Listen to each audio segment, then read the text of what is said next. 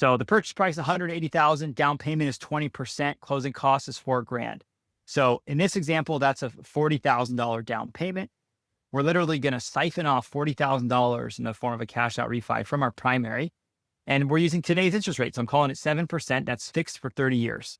That equates to $266 a month in payment. Then we're going to go get financing, very traditionally an 80% loan to value on this property. That's also going to be fixed at 7% for 30 years. And that has a monthly payment of $958. And let's call the rent $1,900 a month in this example. We're going to say it's new construction. And so we're going to use an expense ratio of 30%. And what an expense ratio is, for anyone that might not be familiar, is for every dollar I bring in, how much of that dollar is going out the window to pay for operating expenses, not including the mortgage. So that's your property taxes, insurance, property management, repairs, maintenance, vacancy, those type of things. Those are our operating expenses.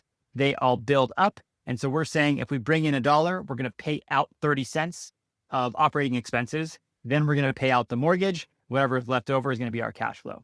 So the way that I like to underwrite deals is if there's debt associated with a property or used for a property, I lump it in when I'm underwriting the deal.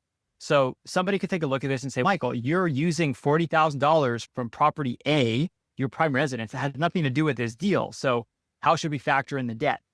In my mind, my opinion, this is totally my opinion, because we're using this $40,000 to buy property B, I want to make sure that property B can support that payment, because if something happens to property B, I don't want to lose my primary home. So when we run through the math here, we're going to take our rent, $1,900. We're going to subtract out our refi payment of $266, subtract out the mortgage payment of $958, and subtract out our operational expenses of $570. And what we're left is with $106 a month in positive cash flow